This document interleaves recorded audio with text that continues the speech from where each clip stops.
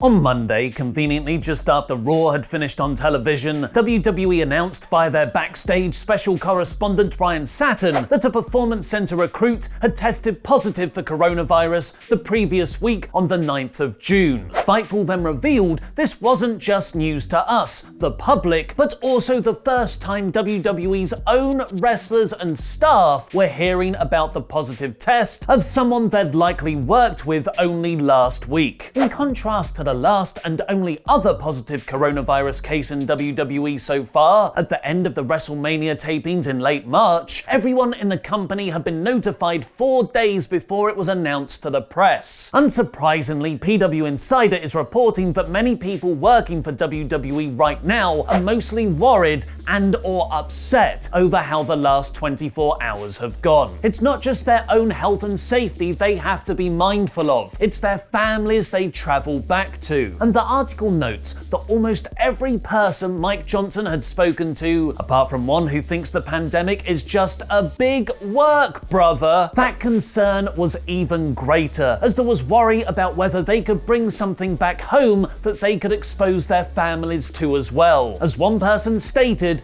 this is exactly why Roman Reigns has stepped away. This second coronavirus case seems to have shocked WWE performers and staff out of the wrestling bubble from the last few months, and has put the risks of what they're doing right to the forefront of their thoughts in a way it hadn't been previously. And as if that wasn't bad enough already, WWE management made things worse by not even telling talent they were reportedly letting new crowd members into the building in addition to the usual Performance Center recruits and NXT wrestlers. Monday's episode of Raw saw several non-trainee wrestler-looking fans in the not-so-socially distanced audience, and it was quickly confirmed by Wrestling Observer, Fightful, Wrestling Inc., PW Insider, and our own sources here at WrestleTalk, pretty much everyone, that WWE had not told talent that people from the outside world would be in attendance. PW Insider writes rather skeptically that these were made up of friends and family, while other sites have claimed these were fans from the local area. One talent noted they were not aware that anyone but NXT talents would be in the Performance Center until they went out before the crowd and saw older faces that they knew could not be signed NXT talents. And for those outside fans, the Wrestling Observer has claimed WWE explicitly told them not to wear masks, with Kevin Dunn allegedly saying, "You're not a fan if you're wearing a mask," because masks have absolutely no history in professional wrestling. Local reporter John Alba, however, has contradicted this on Twitter, saying the fans he spoke to, further casting WWE's friends and family line in doubt, never felt pressured to not wear masks, although they had signed waivers absolving WWE of any responsibility if they themselves got coronavirus, weren't tested for the disease, and have actually been invited back for more tapings this week. WWE's response to this?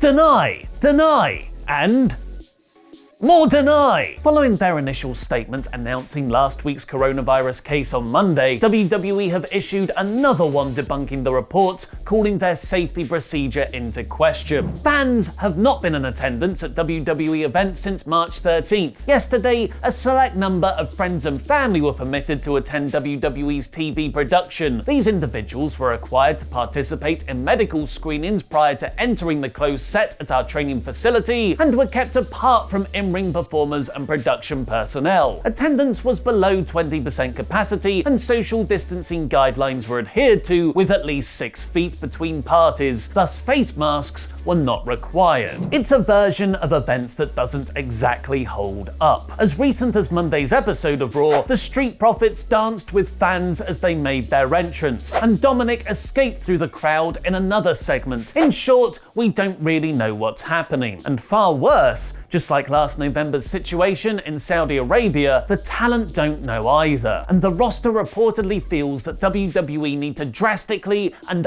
urgently improve their communication with the very people who are putting their health at risk by working the tapings. It's time for yet another very serious real-world news segue into the rest of the episode, so let's run the bumper. Support WrestleTalk! Support each other.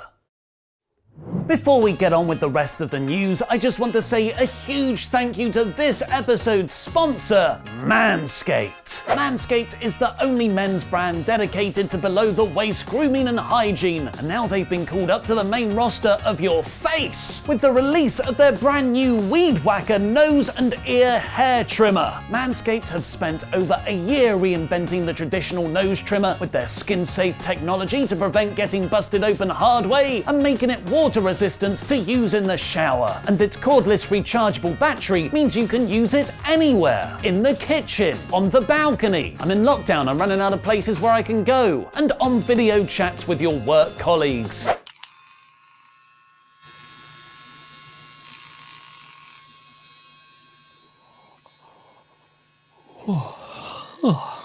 It's time to upgrade your Manscaped routine and get your Weed Whacker nose and ear trimmer. Get 20% off and free shipping with our promo code WTTV at manscaped.com and select the Peak Hygiene plan for clean, replaceable blades every 3 months. Please do at least click the link in the video description below to check them out, as we love Manscaped and it really helps support us here at WrestleTalk. Your big hairy balls and nose and ears, well, thank you. We all here at WrestleTalk now have ears smoother than when Chopper Pete shaved off his own eyebrows that one time, which is all the better for hearing pro wrestling exclusives. Because yes, we do exclusives now, don't you know? Since kind of winning the Raw Women's Championship at Money in the Bank last month, Asuka has lost twice to the Omni Flare. Drawn with Nia Jax in a lame count-out finish at Sunday's Backlash, and flukily won on Monday by rolling up Jax after Nia had cheated, which the commentators even put over as a referee fast count. Apart from winning a 3-way tag with the Omniflare. Last week, most probably because Charlotte was with her, Asuka has been booked very weakly since becoming champion. Remember, she didn't even win the championship itself. Many, us included, have speculated that Asuka might be one of the Paul Heyman projects that Vince McMahon will drop since Heyman's removal as Raw's executive director last Thursday, especially after Brian Alvarez reported McMahon changed the Backlash finish on the day of the show from Asuka winning clean to the double countout. However, WrestleTalk.com's Louis Dangoor can exclusively reveal WWE management, including Vince himself, is still high on Asuka, and they see her as a top player in the women's division. This fits in with our WrestleTalk.com report from before Money in the Bank that WWE had big plans for Asuka after being impressed with her work and reliability during the early stages of the pandemic, and this hasn't changed. While a lot of the Raw roster who's been pushed over the last year might be in doubt following Heyman's firing, one source has confirmed to us Asuka won't be hurt with Heyman gone, and that the Backlash finish was a decision made to protect Jax rather than hurt Asuka. And Asuka might not be the only Heyman guy or girl safe in the new McMahon-Pritchard era. As TalkSport's Alex McCarthy is reporting, Vince sees Angel Garza as a young Eddie Guerrero. While Drew McIntyre as WWE champion also appears to be safe, it's unknown whether Bobby Lashley will remain unscathed, who have previously been booked with 3 of the worst gimmicks in recent wrestling history since his WWE return in 2018. The 3 beautiful sisters, Lio Rush pointing at his butt, and the Lana wedding. What we do know though, again thanks to Louis Dangoor's exclusive reporting on WrestleTalk.com, is that Drew and Bobby actually pitched the idea of working together after WrestleMania, as they had both enjoyed working together during their TNA feud. Heyman, who is a big fan of both men, jumped at the chance as he had wanted to give Lashley a main event run on Raw. The structure and pacing of their match at Backlash was also largely influenced by Heyman, as it was mostly big move followed by big move. But the finish was booked to be more in line with what Vince wanted to see. Soap opera shenanigans with Lana costing Lashley the match. But Drew and Bobby's feud wasn't the only thing in the works around WrestleMania time, as a new report has revealed how Vince was preparing for the mass talent releases that came just 2 weeks later. Thanks for your support on Patreon, your best friend Neon Pal et.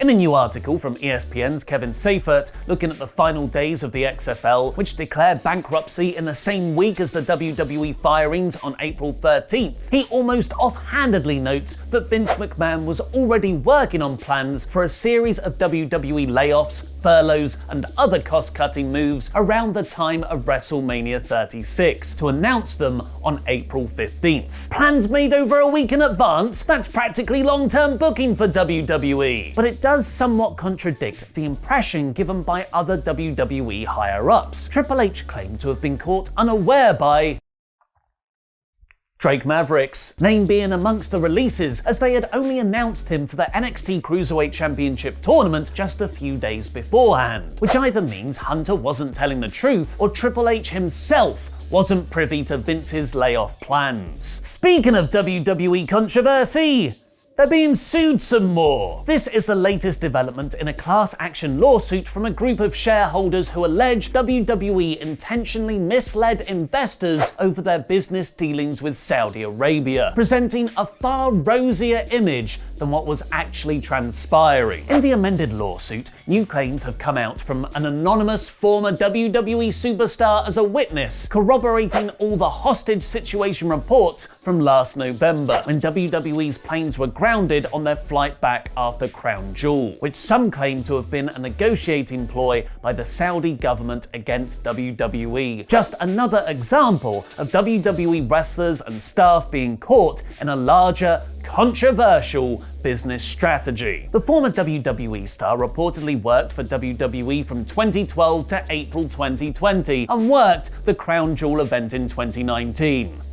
Guesses on a postcard, or in the comments below where I'll be replying to people from out of nowhere. Longtime WWE attorney Jerry McDevitt has now responded to this lawsuit, stating, WWE provided all three law firms with specific detailed facts from the persons with actual knowledge of the situation, including the phony allegation about the plane. The first two law firms then dropped their lawsuits to avoid sanction motions, but the third firm chose to ignore the specific facts they had been provided and instead cited an unnamed, disgruntled former wrestler with no knowledge of the facts. WWE is preparing its response to the lawsuit and will be moving to have it dismissed. It's QuizzleMania XII tonight, which will see reigning champion Luke and reigning loser Pete take on Gorilla Position Skillet and the East End Butcher, Shaw Samuels.